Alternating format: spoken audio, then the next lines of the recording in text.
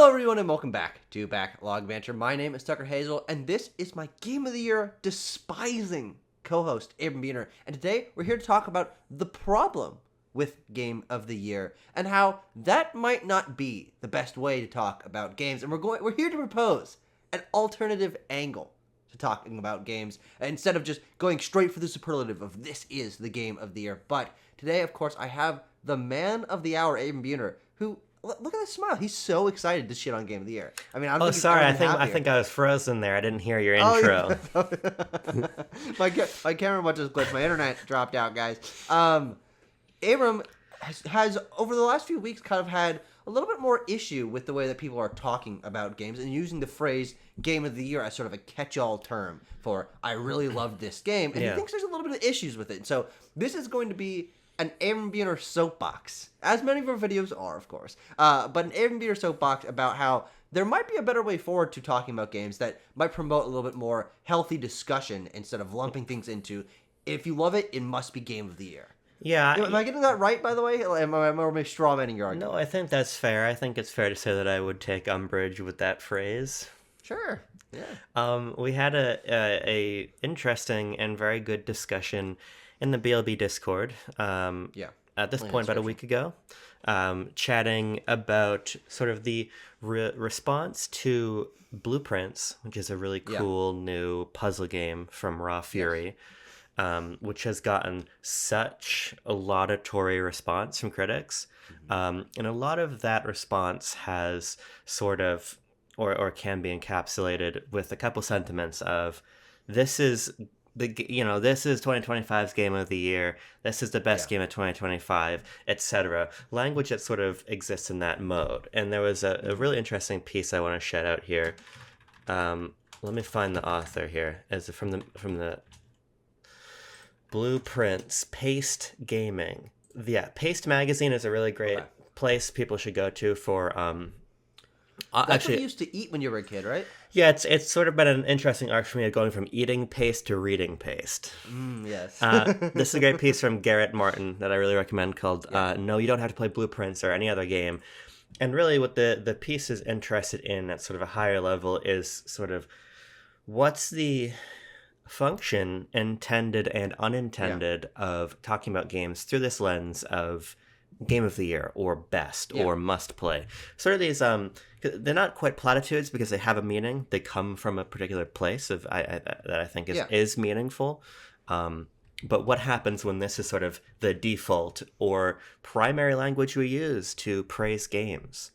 And part of the argument Garett makes, which again I recommend people read the piece, but Garett makes the argument that when there's sort of this critical consensus around a game that is quite niche, like Blueprints, which as we've seen, the conversation isn't only going to be about Blueprints. To be clear, I've not played it. But the notion that with this sort of unilateral extreme praise for a game as niche as Blueprints, that can actually drive a wedge between critics and your average audience. Sure. When the audience says, okay, damn, this is a must-play Game of the Year, I gotta go play it, and then 2 hours later they're like, what the fuck do I do with the water valve in the boiler room or whatever?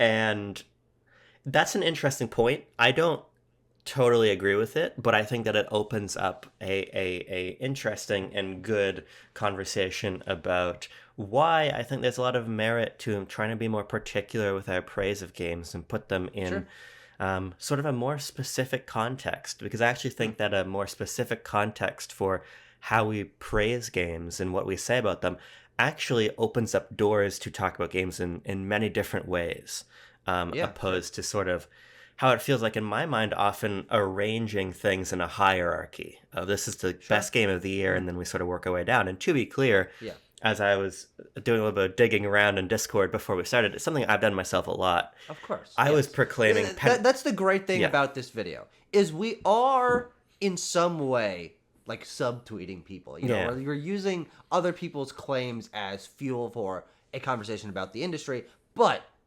let's be real, all of us have called something our game of the year at one point. Yeah. All of us have used that terminology, are familiar with that terminology. And so this is such a broad enough thing to where we're not actually pointing fingers at anyone. No. We're kind of just like, look, generally, almost everyone we know uses the term game of the year to describe games that they like or have at some point. And maybe that's, because it's such a widespread thing, maybe steering away from that and using a little more particular phrasing for our praise would create a more healthy conversation about games. Yeah, even just last year, like I said Penny for Breakaway was going to be my game of the year. In February, obviously not true. I said it again when Echoes of Wisdom came out in September of last year. Also wasn't true, although closer to true. Closer to true. But yeah, Tucker, I'm just curious what you make of this, because I know that you are a massive fan of not only Game of the Year as like institution, but also just the idea of ranking and ordering and creating these hierarchies in the first place, which, to be clear, I've certainly gone from being really anti on to enjoying and myself and making plenty of lists, etc. But what do you think of this notion that there is maybe a better way to talk about games outside of these particular terms? Yeah, I agree, but what I disagree with... let's phrase this. Yeah. I agree that there are more healthy ways, more nuanced ways, more interesting and complicated ways that can bring in, again, some nuance into conversation, which I think is what we always want to promote here with our conversations, is avoiding broad generalizations that put things into buckets that may not 100% be true and may cause a little bit of division if people disagree with the generalizations, like, that causes a little bit of strife. So yes, I agree that there is probably a better way forward. What I disagree with, and I think honestly, there's two things I'm interested to talk about here. Yeah. Number one is what we're just talking about. What is the better way forward? What are the ways that we can start to try to rephrase the way that we're talking about the games that we love, that don't put them into the general bucket of Game of the Year? And number two, at least from your eyes, as the one bringing up this conversation, what the quote-unquote harm, we're using that in the broadest, loosest possible sense, the harm, quote-unquote, of using Game of the Year as such a broad term is, because that's something that, at least at the moment, I'm struggling to see. Sure. As someone who, again, as you mentioned, is very much interested in making lists. I have basically a list from every year that I've played more than like 5 or 10 games from, that's like, okay, here's my games that I played that year ranked, and which means that X game is my favorite, my game of the year of 2003 or whatever. Yeah. Insert year. I love doing that, and I also am very interested in, even if I don't always agree with it, what general consensus games of the year are, right? What different magazines, what different publications give Game of the Year, what different people's Game of the Year are, what that says about them as a person, and what it represents in terms of their tastes and their passions and things that have shaped them as a gamer. I think that Game of the Year shorthand, in all scales, from the Game Awards or Spike VGA, whatever, down to what was in the BLB community member Andrew or Phil's game of X year, I think that's very useful as a quick way into someone's psychology and taste as a gamer. And so I see a lot of use in it, and I'm interested to sort of go in and also see, while we search for a better way forward, what then the problems that we're looking to solve are. Yeah, I mean, I guess for me, like, I'll just go back to the examples that I already gave of myself, right, from last year. For me, when I'm playing games across the course of 2024, and then I'm speaking about them in a more narrow way of sort of in real time building this list of, okay, Pennies is my game of the year, and then I guess, I don't know what would have been next, like Destiny 2 Final Shape, my game of the year, etc. Like, as I'm Monkey Ball, probably. Monkey Ball, right, that came out in the middle between those two things. I think that for me, it sort of it puts all of these games in conversation in a way that I don't think is that nuanced. Sure. It's not that there's not a lot of utility in, especially looking at Game of the Year from the perspective you're looking at it from, this sort of aggregate of taste and culture, and that's part of why I think Game of the Year as a show is quite good, because it's sort of rubber stamps, okay, at a glance, here's what the year was in games, and then here's at the end of the night the game that resonated the most with the most people. I think that makes a lot of sense, and it's the same reason that, like, the Grammys exist, and the same reason that the Emmys and the Oscars and all these different bodies exist, because there's merit in coming together to celebrate the ultimate achievement of the year. Mm-hmm. But I think that for me, that doesn't, in my view, have to dictate the way we talk about the games for the preceding 11 months. Right. Okay, interesting. Yeah, because I remember, especially last year, actually, you getting a little bit bristly, a little bit prickly at people saying something was an early game of the year contender. We kind of made that into a meme last year, where like people would then, we ended up calling everything an early game of the year contender frankly, just to annoy you. Frankly, that's what I was doing, especially. Of course. And so that's something that for a longer period of time I've known is something that you have a little bit of an issue with.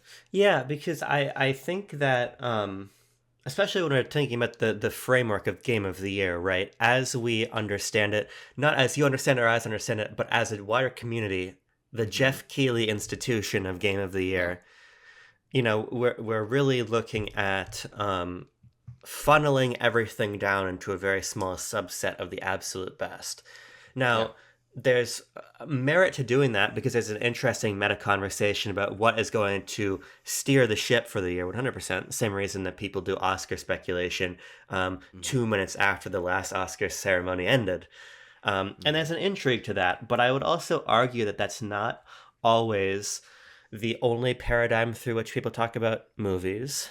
And I want to bring into conversation music, because I can speak a little bit more authoritatively to that and how people discuss music and music discourse. But if I can give an example of a review I really liked for Blueprints, Giovanni Colantonio over at Digital Trends wrote a really great piece wherein he's reviewing Blueprints, but kind of moreover, he is giving this almost like flash fiction recounting of solving a particular puzzle in the game, and sort of telling the story of him being in real life sick and all of his energy dedicated into this game on his Steam Deck, and the highs and lows of failing a run and improving and pushing further into the house towards that antechamber. Like, it's a really intriguing piece to me because it finds a very specific way to praise Blueprints. Now the piece is also called like Blueprints the best game in 2025, and I think this comes back to something you were mentioning, that this is a useful shorthand, but also moreover it is an understandable and clickable thing. So it's not that I'm like, oh, Giovanni is a bad critic, 'cause I think Giovanni is actually one of the greatest critics we have writing about games currently.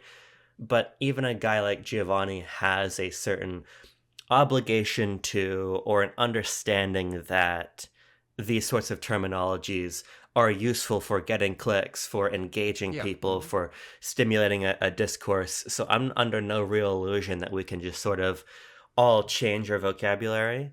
That's not super useful. But also, if you're watching a BLB video, you're so in the weeds that I think on a small level we can reframe things a little bit. Sure. So it's not that I don't think Game of the Year is useful in context, but I think that what I would love more of on our way towards December, when that end of the year conversation does rightfully dominate discourse, is what are ways that we can put games into context of their genre, of their scale, of their creators' gameography, of the individual experience of playing them, to make the praise that we have for them more specific, and then to that end, the information that your reader or listener receives more particular. Because again, in the case of the Blueprints, a beautiful review from Giovanni, that was the moment I knew I would never be able to play the Blueprints. Because it so beautifully captures the experience of playing that I read that and I think, wow, that is so interesting. This is such an artistic achievement, but it's not one I'm going to be able to connect to. So I think this is really what I'm advocating for. Let's save that Game of the Year stuff as much as we can for when that makes sense, when we are putting everything head to head. But in that year prior, what can we do differently, more uniquely, to get us deeper into the games than where does Blueprint stack up versus Monster Hunter versus AC Shadows?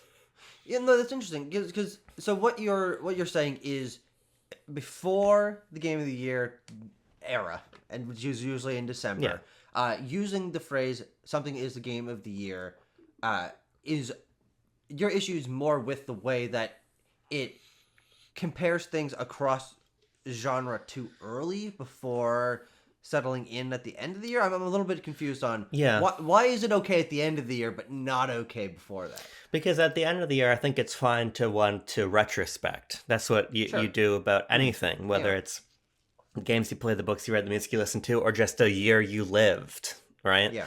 I think that I think it's a little bit silly to try to tear down the institution of Game of the Year. Of course, yeah. But I think that if you're, if you're the institution by which you mean the concept of people saying something is their favorite of a year. But I think if I'm sitting here in February, or sorry, it's not February. I don't know why I said February. No, not even close. If I'm sitting here in April, and we're talking about a Happy game. 420, by the way. Oh yeah, it's 420. Yeah. If I'm sitting here in April, I just don't know how much intrigue there is, in my view, in the discourse, or how much I stand to gain, or someone else stands to gain from talking about games in this way. Because it's sort of, if I go back to my example of pennies or of Monkey Ball or whatever, I'm having a discourse with either with myself, with a small group of people, or with the community writ large that is, it's like going to be outdated. Yeah, we're trying to hit a moving target, right? Yeah. And that's why I'm really lingering on Giovanni's review, because I wish that more often it was this specific language that we use to talk about games, because then in the moment here we can really dig into blueprints. I think instead of doing that, and to be clear, no doubt people are doing that, and it's a really cool game to watch people play together and learn about. Yeah. But the prevailing discourse, at least on Blue Sky, where all the critics and game developers and people congregate, is this meta discussion about the utility of saying a game is for you, or it's good, or is this how are you talking about the games in the right way? It's like, to me, that really undermines what Blueprints has achieved or tries to achieve. Sure. Yeah.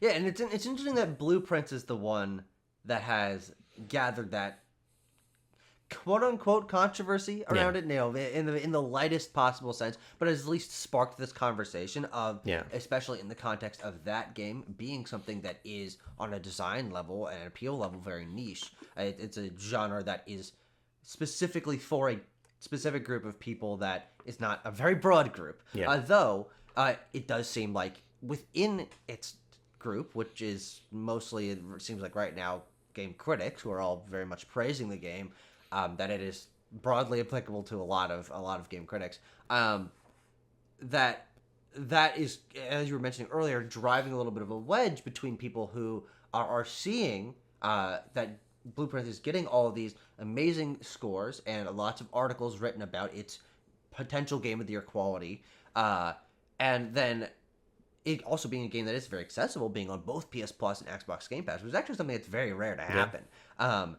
So shout out to Raw Fury for like really making that game like everyone can try it.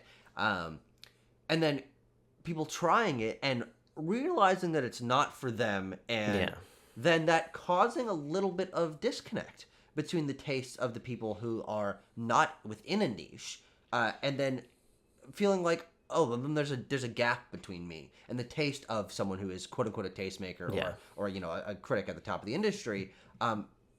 That maybe that doesn't necessarily bring the community closer together. And what I find interesting about this, and I like what you said about trying to hit a moving target, and then also referring back to things that you have said in previous years at different checkpoints throughout the year. When you play a game you love, your immediate, and this happens to me as well as many people, your immediate response is, oh, this is my favorite game of the year. And of course that comes with the silent but deadly so far a clause that is stapled on the end there. Like I feel like that's implied.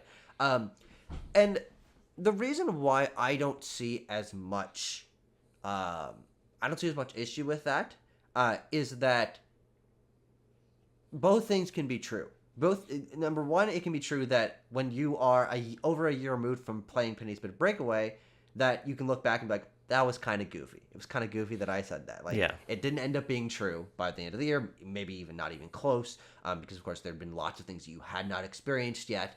But I think it can also be true that in February of 2024, Penny's Big Breakaway was a game that you loved. Yeah. And as you were playing it, and in order to express the extent to which it was a game that you appreciated, you said that it would be one of your games of the year. And whether or not that was true at the end of the year, I think doesn't diminish the fact that it could have been true, or probably was true, or else you wouldn't have said it, in February of last year. And again, to sort of bring this to a greater level is, let's say I don't remember what it was last year, but let's just say it was Echoes of Wisdom was your game of the year of 2024.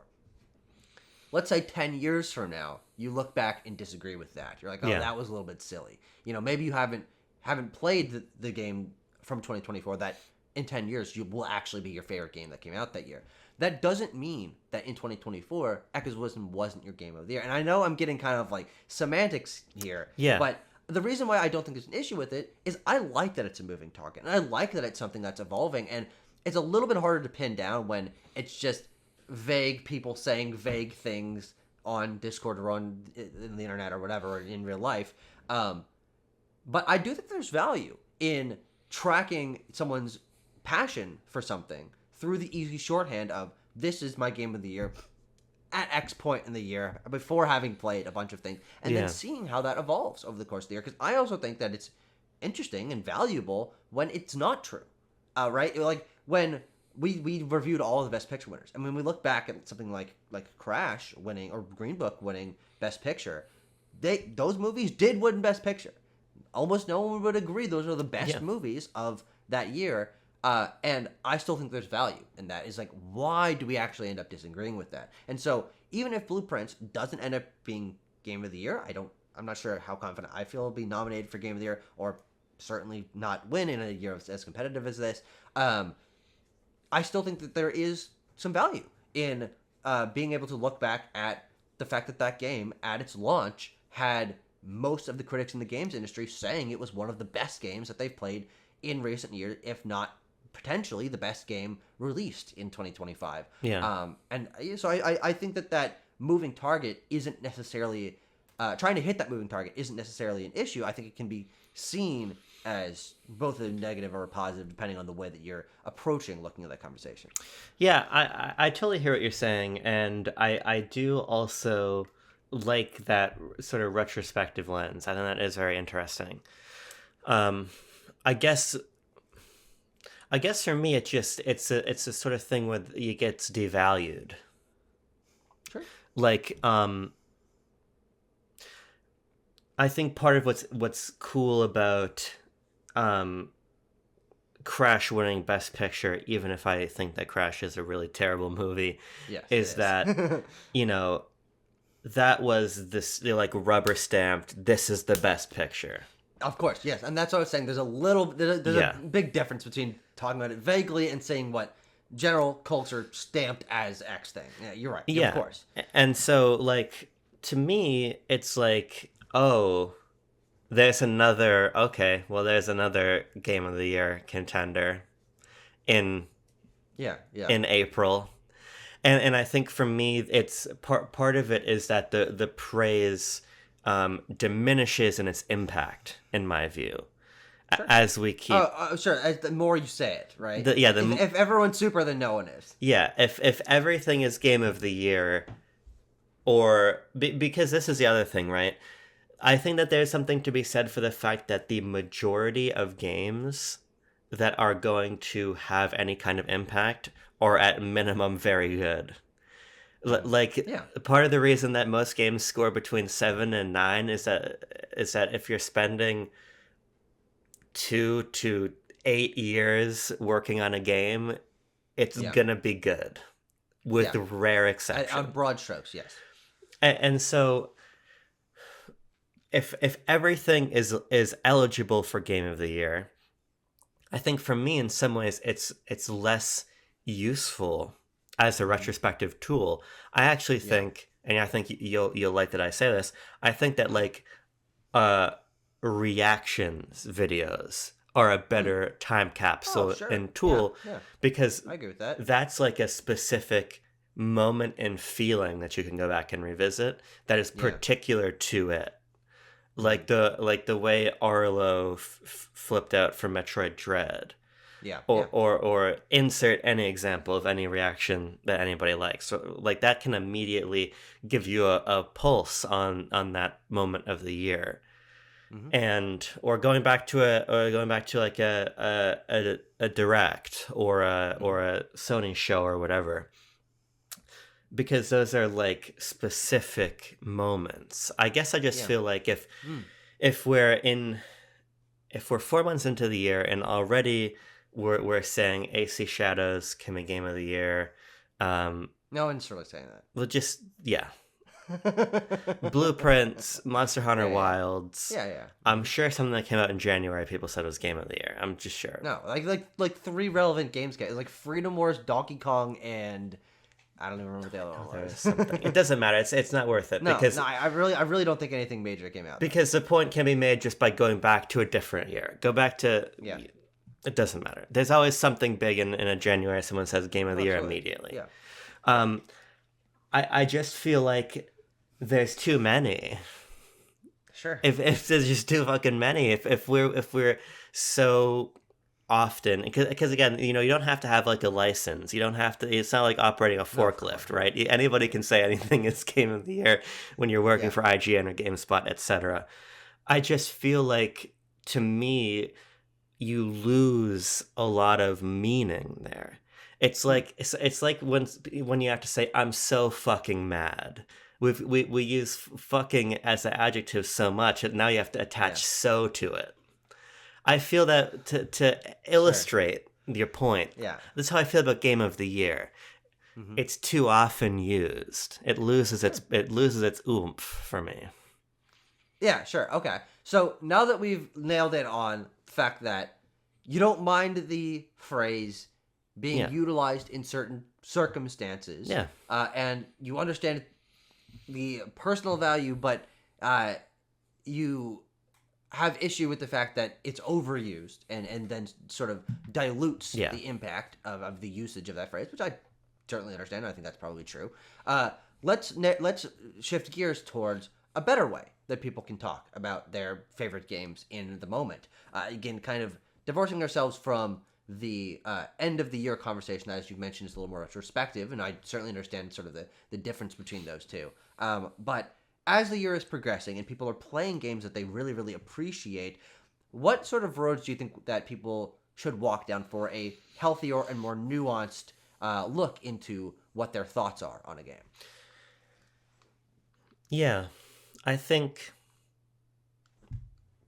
I'll give you the example. Therefore, you are. I'll give you the example of a lot of music discourse. And again, to be clear, there's no doubt that there's a lot of people that are after the moving target of album of the year. I'm not going to pretend that that's not true. It's 100% true. Or this year has traded hands from like The Weeknd to Playboi Carti to whoever, right? People are always talking about this. Oh, absolutely. Yeah. I know. But there's a couple ways of speaking about music that I really like, and to be clear, the music discourse I'm personally most dialed into is a lot of hip hop, a lot of rap, a lot of subgenres there amongst, and a couple things I really enjoy about the way people speak about music, which is, I think, even just a subtle difference in framing, is talking about how an album might age as a classic. And that's not just about a projection into the future. It's about making that claim based on the internal workings of the album. Looking at the performance of the artist and the production and the features and the track list and everything. And it is in some ways very similar to looking point for point, bar for bar, your way through a game and saying, is this okay? Could this be game of the year? But it's a different framing of talking about, okay, how is Playboi Carti's album going to age, and are people still going to be caring about it? What's its impact now? What might its impact be down the line, and why? Mhm. And because I think part of the issue with the Game of the Year conversation is it doesn't really allow indeed for that much projection into the future. It has that's a conversation with a shelf life. Yeah. It's about when we get to December, will it be one of the games of the year? Not when we get to, summer 3 years from now, are people still going to be listening to this Young Thug album, right? This Young Thug track. So I like that framing. Love me some Thug. I like that framing. I like thinking about how is this work existing now, and how is it going to live and matter to people into the future. Yeah. I think that that's a really great way to think about things, and I think that that is similar to, but broader and more useful in my view, than talking about the more finite window of how is this thing going to age to the end of the year when we're thinking about games. What do you think about that? Well, I let's sort of go path by path. Yeah. I think that's a fascinating different direction to sort of talk about games, is within a context of future projection, of imagining how the game's legacy will evolve over time. And I personally see those as distinct conversations with distinct values, which is, I would like to have both of them about every game. And that's actually the kind of conversation that I think I'm actually most interested in having, even more than is a game one of the best of its year, which is something that, again, I'm very passionate about, make plenty of lists to that effect, and talk about, think about, and analyze games to that effect all the time. But what's interesting is the reason why it is not the prevalent conversation or mode of conversation about games is I feel like people are kind of resistant to that in the game sphere, of the idea of future projecting something's impact. I think people in the games industry, I feel, are very, very hesitant to use any kind of recency bias. That is something that I feel like people push heavily against, and that's something that I have always disagreed with, because, again, back to the point I was making earlier, I think it's interesting to make a claim whether or not it remains true into the future. And so I agree that a much more nuanced, complicated, and interesting perspective to look at a game through is, how will this game age? How will it impact other things? Sort of imagining what a game will exist like 5-10 years from now. But I think that's kind of rare, because in order to do that, I think you do need to allow yourself a little bit of recency bias and use the feelings that you're currently feeling now, or that the community is feeling now, and project by continuing that sort of parabola of impact and emotion over the course of time, which is something that I don't think a lot of people do almost at all in the games industry, I think that's which I think is disappointing. Yeah, I think that's a really important point, and it's something that I've even tried to be better about, because I think that, I think that we rarely say anything of any value on BLB, just period. But if you, for once, and I cite this all the time, you said one good thing one time, and it made the whole channel worth it. All right. You said you should always want the new game to be better than the previous game, or else there's no reason for these new games to even exist. Yeah, and I think that is coming along those lines. Yeah, you probably had more nuance in it, but that sentiment, I think, is so important. That probably wasn't as snooty and pretentious as you said it. I think that's such a good point, and I think you have to be able to embrace that attitude to have this kind of discussion, right? And it makes me wonder, why am I, even as I'm trying to consciously be better about that, why is it still harder for me to do that than, why is it easier for me to say, okay, music by Playboi Carti is certainly already among my favorite albums, period. And I've only had it for a month, right? Yeah. I've been listening to Carti's other albums since I was literally in high school. Why is this one? And I think that it speaks to different sort of habits of how we play games or how we listen to music. Sure. Carti's album is long. I think now with the bonus tracks, like 34 tracks. It's like an hour and a half, maybe a little bit more than that.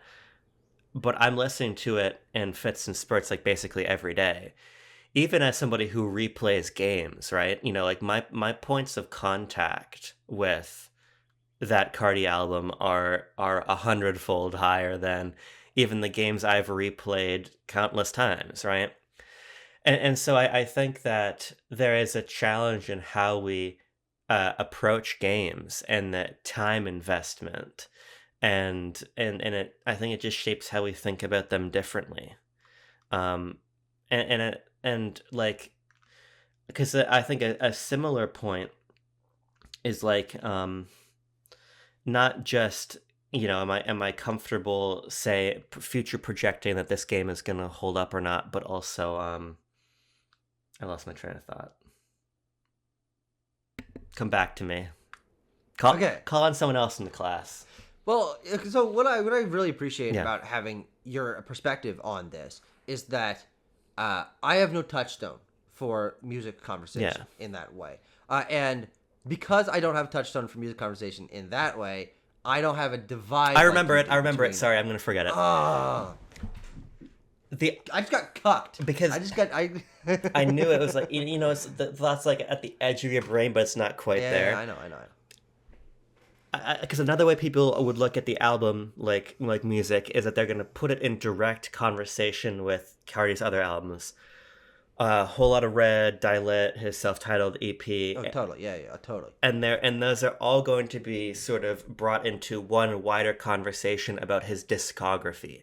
Sure. I think the other problem with how we talk about games, and this is also a deeper issue with how we access games and the difficulty of accessing a lot of old games, is that you can't so easily look at a title like, I don't know, let's just say even Echoes of Wisdom, right? Sure. It's so much harder to put Echoes of Wisdom in conversation with A Link Between Worlds than putting music in conversation with Whole Lot of Red, because those two albums exist literally 2 millimeters apart on your Spotify app. Yeah. A Link Between Worlds and Echoes of Wisdom not exist on completely separate pieces of hardware. It's so much harder to get that 3DS copy of the game right now. And suddenly, I think A Link Between Worlds. I thought you said Link to the Past. I might have. I meant to say Link Between Worlds. Okay, well, yeah, no, but it makes sense. Yeah.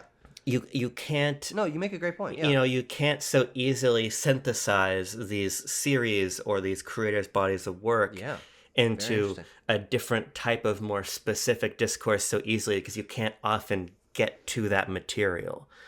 100%. Yeah.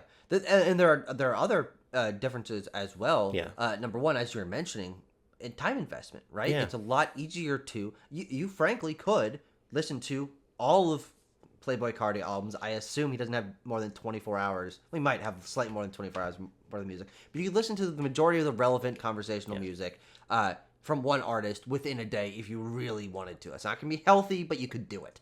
But if you wanted to get a comprehensive overview of your thoughts on the Legend of Zelda series, you would have to own 7 different pieces of hardware, copies of games, some of which can go up to $40, $50, $60 more, because some games go up in value as they're not accessible. And then you'd have to spend like a week with each of them. I mean, the Zelda games specifically are things you're going to want to put 25, 30 hours into a piece. And so it does make it a lot more difficult for any one person to have a more comprehensive view of the wider history of a series, or, as you were mentioning, games from a specific developer, whether that's a team or a person. And then another thing that I think a lot of people have a hard time wrapping their heads around in terms of how games should be viewed or can be viewed in a similar understanding as other artistic mediums, is that unlike other artistic mediums, video games are a technology. And I think people for a lot of the time, especially in the hardcore circles, deny that. They push down the technology aspect of games and push up the art value of games. Yes. Where the truth of the matter is, if you are putting let's just say Call of Duty, you're putting the Call of Duty series in a whole, you're trying to have a whole conversation about it, and you want as wide a perspective on Call of Duty as you can, and you're just like a person trying to go in and like, oh, okay, what's the best Call of Duty game? Number one, there's like fucking 30 of them, and so you're gonna have to you play a lot of games to get all that. But if you're gonna go back and play Call of Duty 1, which has different shooting controls and a structure and like different kind of checkpointing system and like different ways that the guns reload and how many can you have, and like you don't have a sprint and stuff like that. That game, technologically, because of the design of the time, is going to be a markedly different experience for a player of any given era than if they're going to jump into Vanguard or Black Ops Cold War or whatever.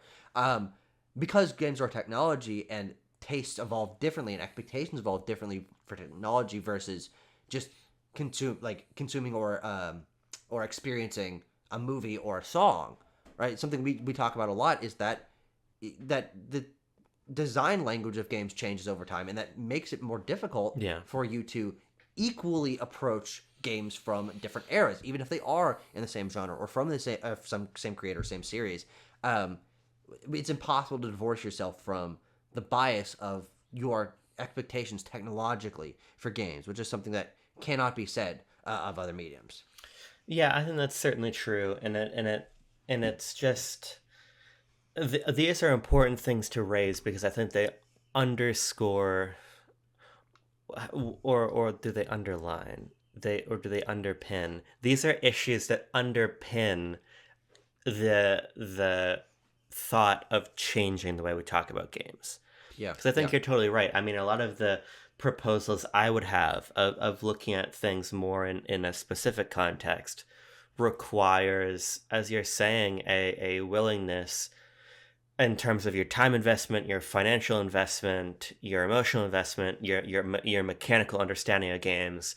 You have to have all these different investments to go back in time and get the building blocks, get the puzzle pieces, right, to have these conversations. It's interesting because I think that there is an argument that the Nintendo community is in some ways a lot better about the way we talk about games than other communities. Some ways we're way worse.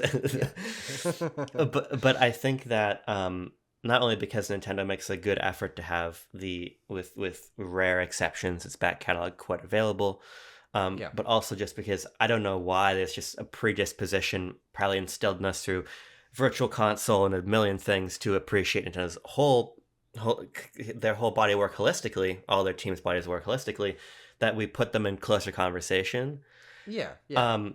So I think that's good, but it's not really a standard that you can unilaterally apply. And so that's why I love talking with you about games, why I love talking with the community about games, but I don't really engage with broader discourse that much. Because I think that for as much as I might take issue with these things, it's also unrealistic in large part to change them. I think the best we can do is kind of advocate in smaller, in our smaller enclaves to. I mean, we moved about that last year. They did. To maybe have these conversations more, to foreground these conversations more, and put into context Game of the Year. Because again, my view isn't that we remove that terminology or that way of thinking from discourse. It's just that I think it has a particular context, and I think that there is a context for these other kinds of conversation as well. The one thing quickly I want to mention about that before we find a different path to walk down is that I think the issues that we were raising with what are the barriers to having the kind of conversation that I'm very interested in and that you're passionate about when it comes to music and then also games is these barriers, I think, are why people lean towards the concept of something being Game of the Year in a moment. It is a lot easier, frankly, from any angle to make a judgment on a game based on the things that you have played around it. You are always experiencing games, and for the majority of people, you're mostly playing games that are currently relevant. You're comparing the one you played in January to the one you played in February. Okay, which one is better? Which one do I appreciate more? And especially on the technological level we were talking about, which is one of the bigger barriers. You're playing games that are released within the same era, And so it's a lot easier for, on a mechanical level, design level, a current industry influence level, to make a comparison. Yeah. Even if it is between Monkey Ball and Monster Hunter, right? Those games release within 9 months. There's not a big enough change in hardware. You're going to play them on the same system. Well, actually, no, you can't in that specific example. But whatever. Games that are on the same hardware, so you don't need to go look for another one. They're going to have a similar understanding of design language because they were made within the same era. And also, you're not going to have to go invest a ton of time in playing a bunch of games from a similar genre or series or creator, which for a lot of people, I know this isn't necessarily applied to you, but for a lot of people can induce burnout, can induce just a sense of repetition. And so on the whole, most people are not going to want to go play all of the Devil May Cry games back to back to back to make the judgment of to make the judgment or look toward the conversation of which is the best in that series, because you're going to be playing something that is quite mechanically similar for a lot of games in a short period of time, which might change your perspective. And so that's, I think, again, why people might gravitate towards, instead of putting something in the context of its series or genre or creator, in context with the games that they have played around it. It also kind of asks you to play games in a way that's outside of engaging with the wider discourse, which I don't think that one way is better than the other. They're just different.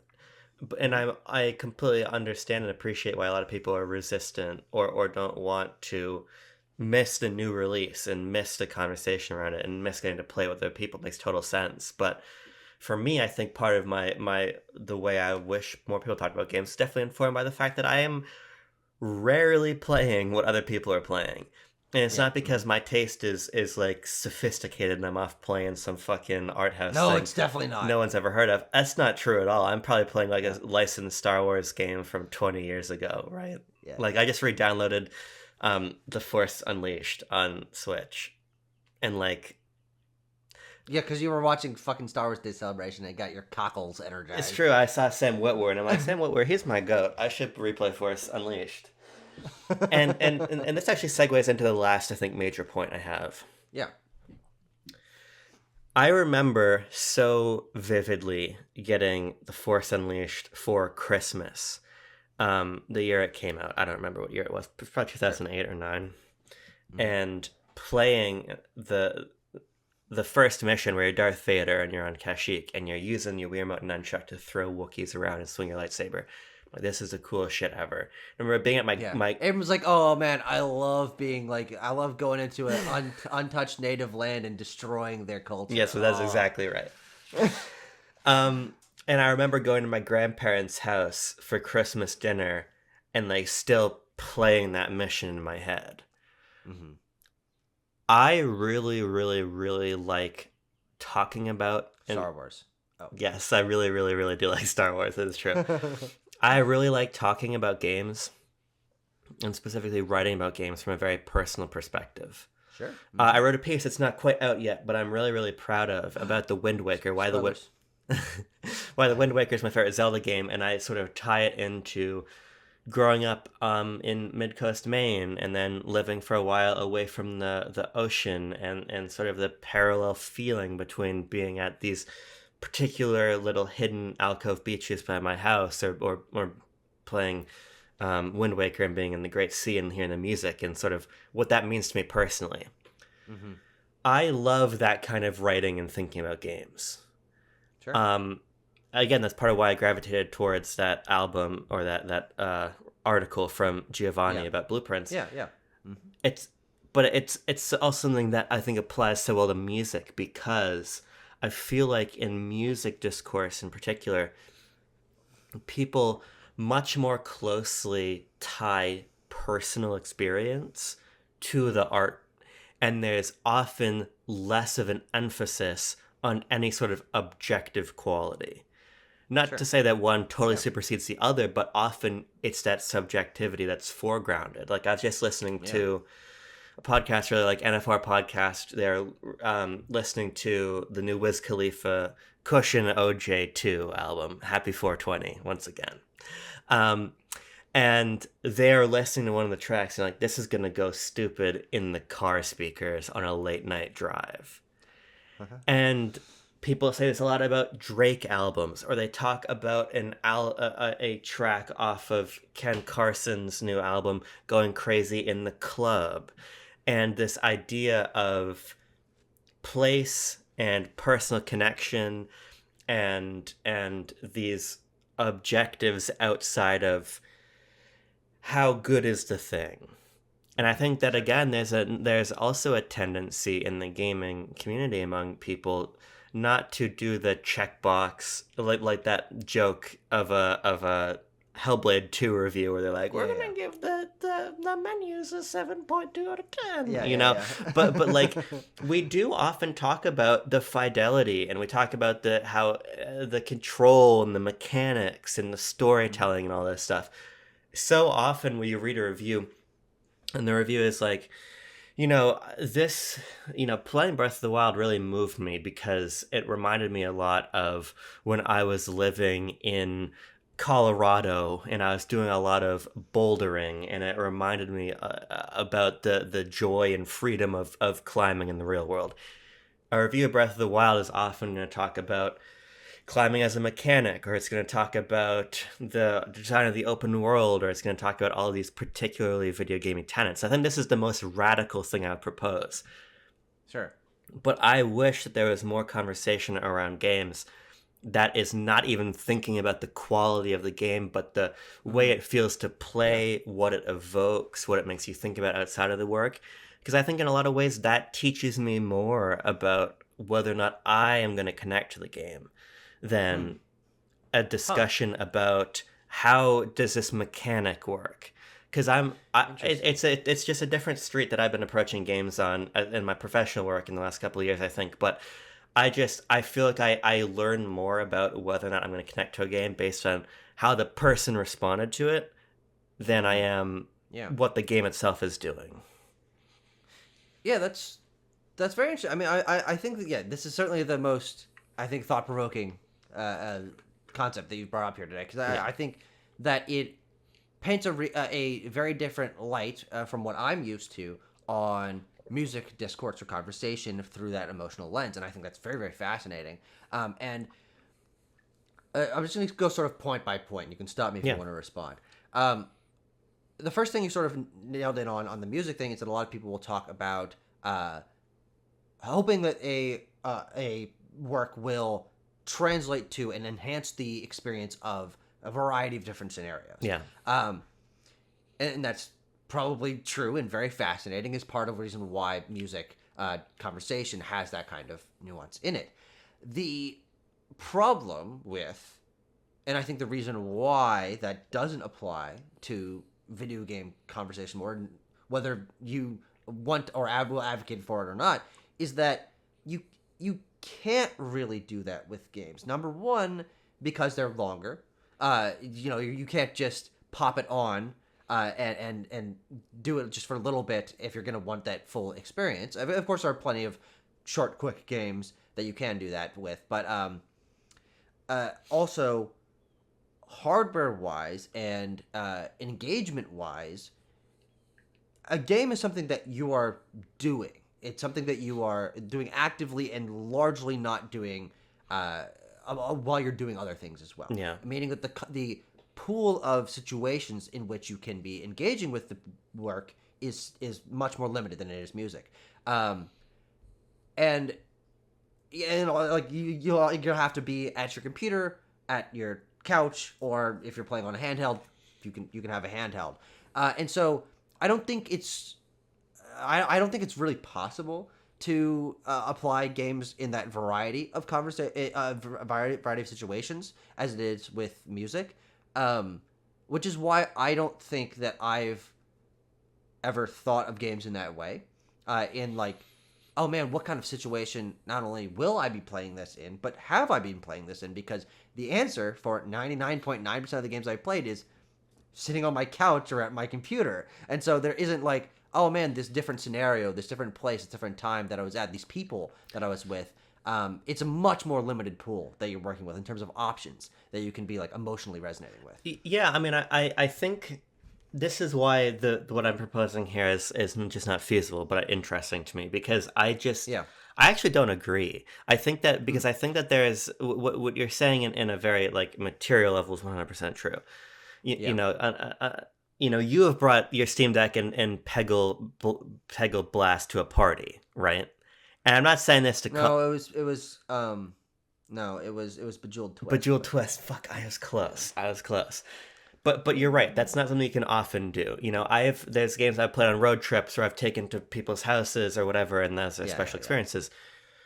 But that's rare, and I get that 100%. Yeah. Mm-hmm. But Gene Park had a really interesting tweet that I saw this morning, where he was retweeting somebody talking about Oblivion. Yeah. And he was talking about how he got Oblivion as the first game he got with his 360 in like 2008 or whatever.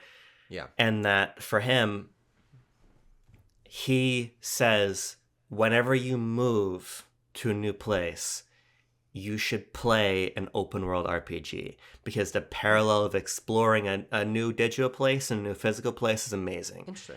Yeah, and he said that he got, the point being he got Oblivion shortly after he moved for work. Maybe it was to DC or I don't remember where. And so I think that these meta narratives are always around us.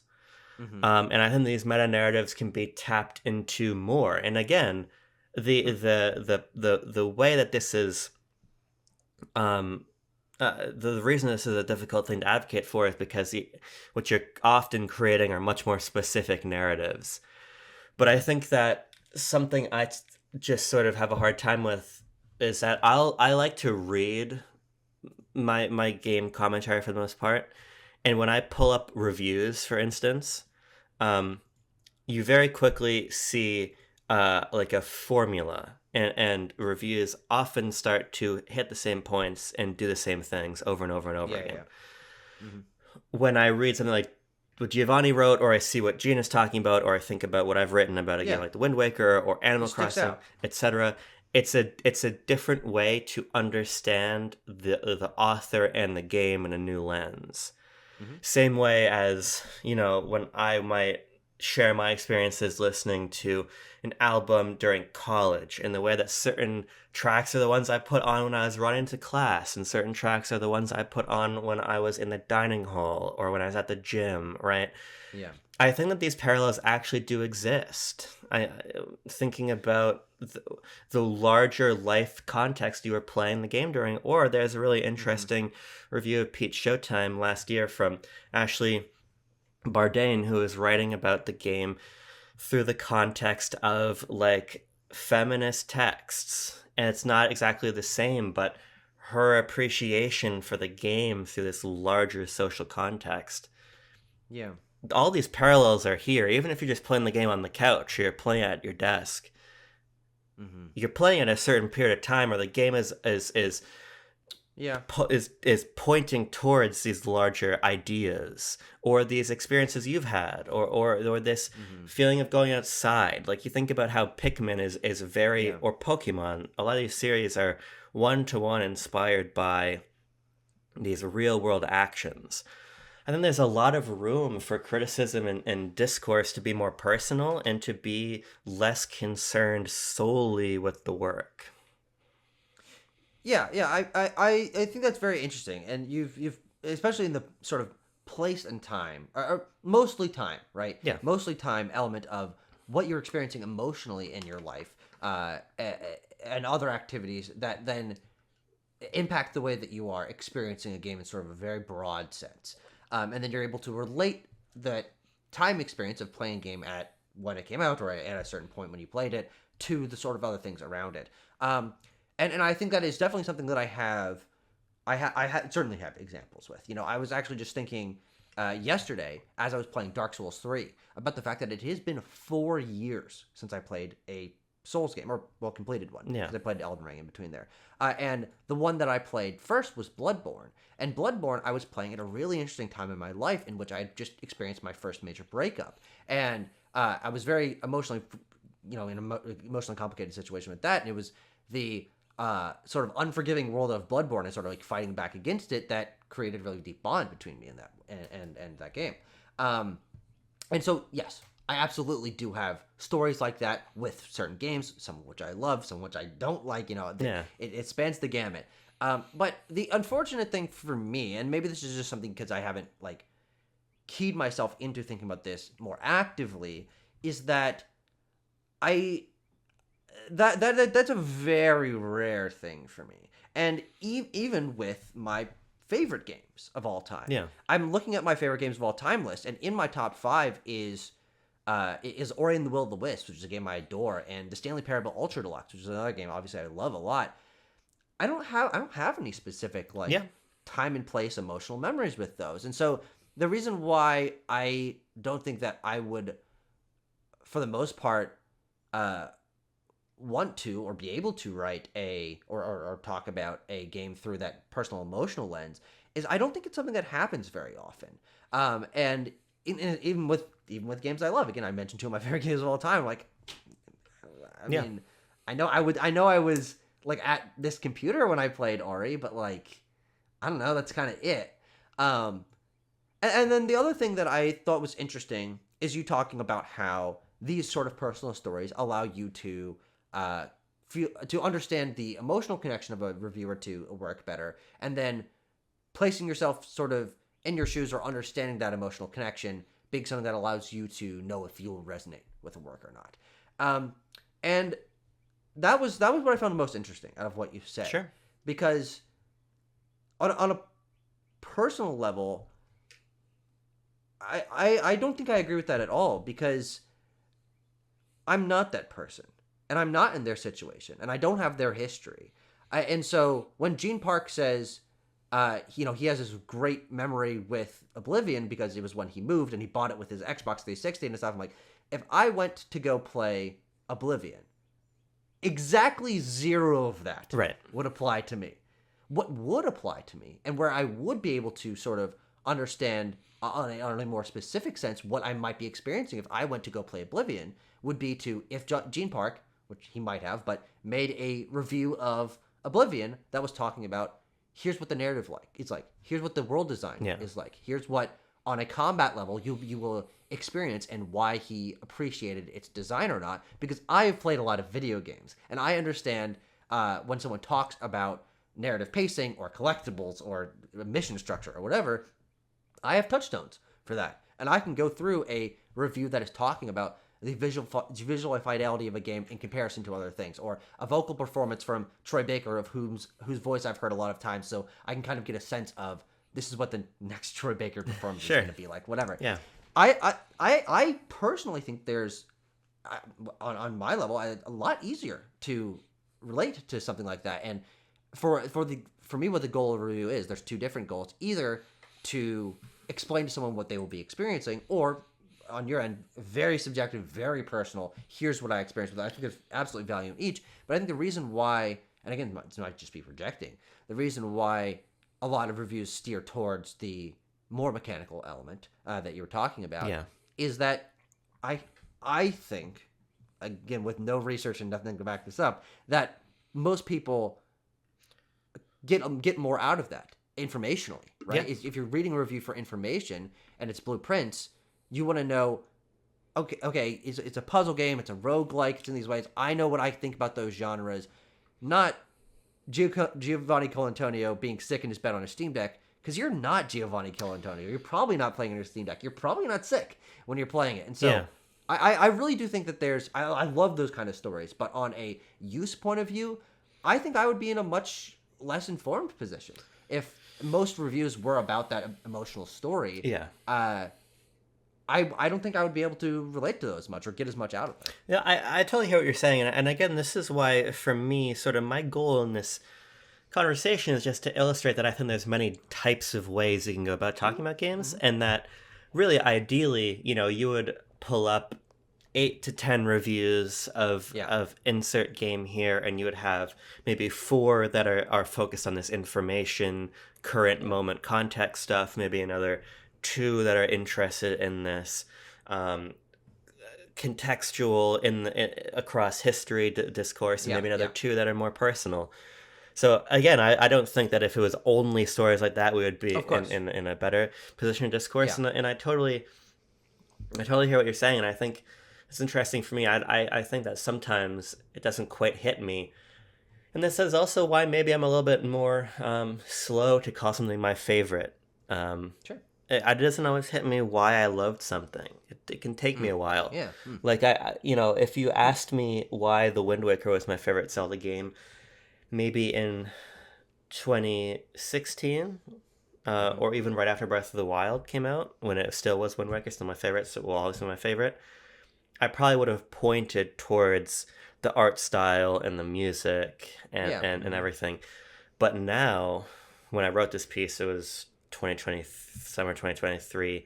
I have a much different and for me a more acute way of explaining that. Yeah, sure. And so sometimes it just takes me a long time to get hit by that, and so I'm often in a position where I love a game, but I don't have that connection yet. So I totally get that. I don't think it's that you're not thinking about it right. I think it's just sometimes it's there. Sometimes everything intersects when the game comes out, and sometimes it takes a couple of years. But I think the sort of button I put on that is, for me, something I was talking with Tony Grayson about recently, of like, I've played so many games in my life, and you doubly so. You've literally played like twice as many games. I was looking at our backlogs the other day. I play like 700, you play like fucking 1400. And I was remarking to Tony that I watch a trailer for a game and I get it. Mm-hmm. Like, I basically don't... I read reviews because I'm curious to hear what other people have to say. But I basically feel like I've played so many games that I kind of know what a game is just by watching the trailer. Yeah. Mm-hmm. And so, oftentimes, what I'm looking for is who or what can I maybe understand a little bit better by getting into this game or this series. To give an example, one of my best friends, Martin, right? I mentioned him in our Monster Hunter review. He's the biggest Monster Hunter fan I know. Yeah. And I felt like... I thought it was me. You would actually be probably the smallest Monster Hunter fan I know. Yeah, I'm pretty sure. And this idea for me that playing Monster Hunter, when I played it before I really knew him, I didn't really get it. But revisiting the series this year, sort of thinking about him, who I hadn't seen in a while, and how much he loves the games and what they mean to him, and the way I saw him play them when we lived together, that was really instructive for me. It's useful for me to get into a game through somebody else and see what they love about it and try to understand that. Mm-hmm. Similar reason why I played Elden Ring, you know. I wasn't necessarily playing Elden Ring because I was like, wow, the design of the game sounds really interesting. I think I was more playing it because, like, you were big into Souls, and a lot of people I worked with, the Lost in Cole, were big into Souls. I'm like, there's something here that these people love that I want to see, and their experiences have sort of been instructive for me in understanding why this is good and sort of why I should care, I guess. Yeah. And so that's why I think there's an importance to the personal story, even if you can't do it's not Clue, you're not this person at that place with this thing. Yeah. That sort of particular experience I look at and I pull something out of, I think, more than like Gene putting exploring a new city in context with Oblivion, just as a concept, teaches me more than if he was like, and this is the faction of like fucking dwarves and elves that live on this hill, you know? Yeah, sure. And it's very personal how I play games. I can't even tell you what the story of Halo is, right? How many times have I played the Halo trilogy? At least 5 times in its completion of 1, 2, and 3. I honestly could give you like the Cliff Notes version of the story. Yeah. I just connect better to people, I think, than the particulars of a game. And it's just why I think the best version of the gaming discourse makes more space for all different kinds of discourse and criticism. Definitely. Yeah. And what I think is exciting is that with these different paths of historical context and emotional context that you've, I think, made very good cases for being valid and interesting ways for people to discuss games, they can also be then brought into conversation at the end of the year when it's Game of the Year. Exactly. And I think that absolutely would make Game of the Year conversation. It does, when it happens, make Game of the Year conversation more nuanced, complicated, interesting, emotionally, historically, adds value to that.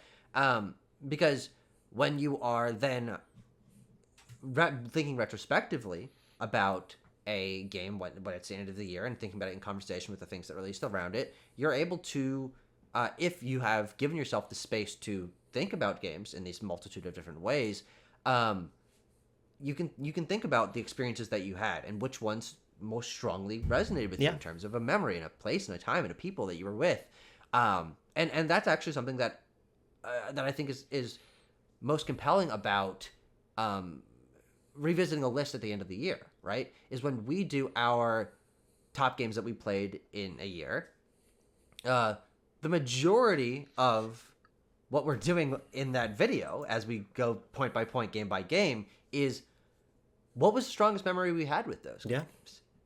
I talk about the situation that I played in. Oh, here was a funny moment, because especially in the context of that, we're doing 50 games apiece in 2 hours. You don't have a lot of time to really dig into things. But that ultimately, it's interesting because ultimately that's what a lot of Game of the Year conversation ends up being, is which are the ones that stuck with you because of those memories, because of the memories that you had, and then those are the ones you end up considering your Game of the Year. Which I think is interesting. I totally agree. So even with you saying like this is the radical way to look at things and the new way forward, it's like, well, actually that's really what already happens. And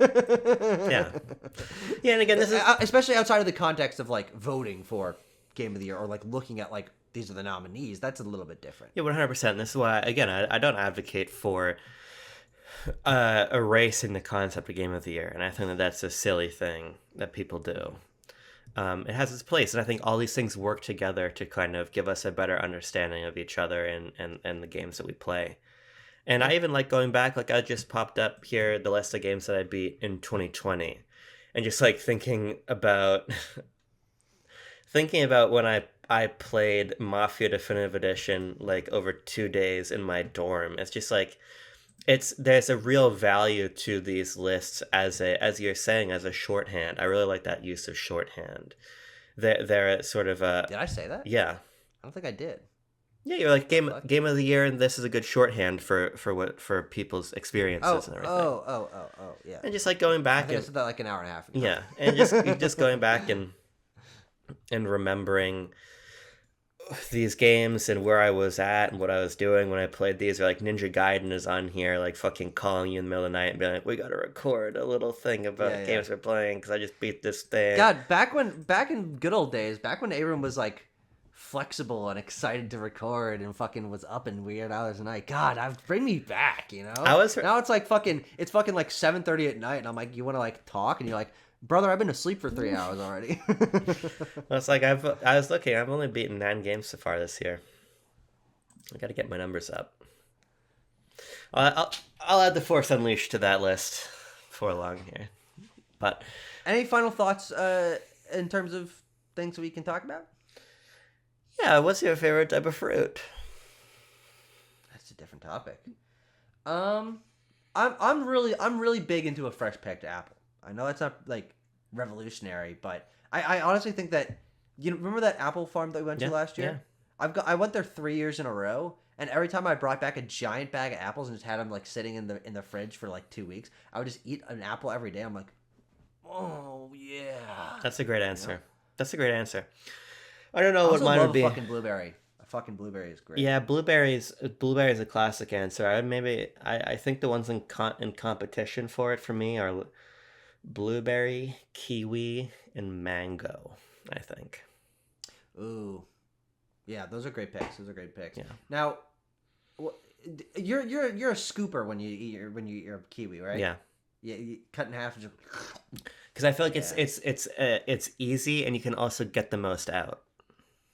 Yeah, instead of trying to cut off the skin. Yeah, because then you lose some of the flesh of the kiwi. You can get right to the bone with the spoon with the half cut method. Right to the kiwi bone. Yeah. You ever think about that? Like there's like a little like harder white part in the middle of the kiwi, like the center of it. I just eat that. No, of course you do. Yeah. Yeah, it's fucking edible. But like, what is? No, that? no, It's no, not that's just what I mean. edible. I should have phrased that better. Like to me, it's just one big bite. I don't even really. It doesn't factor in if that makes Oh. sense. Well, I know, but you've seen a kiwi, right? It's No, I green, understand. And there's I like the little understand. speckles, and there's Yeah, like a little lighter colored bit in the middle. It's a little bit tougher. Like what purpose does it? Well, serve if you to actually left the I'm not kiwi sure. long enough, that grows into another kiwi inside of the kiwi. It's like Another Russian. new kiwi. It's like Russian nesting dolls. Russian kiwi dolls.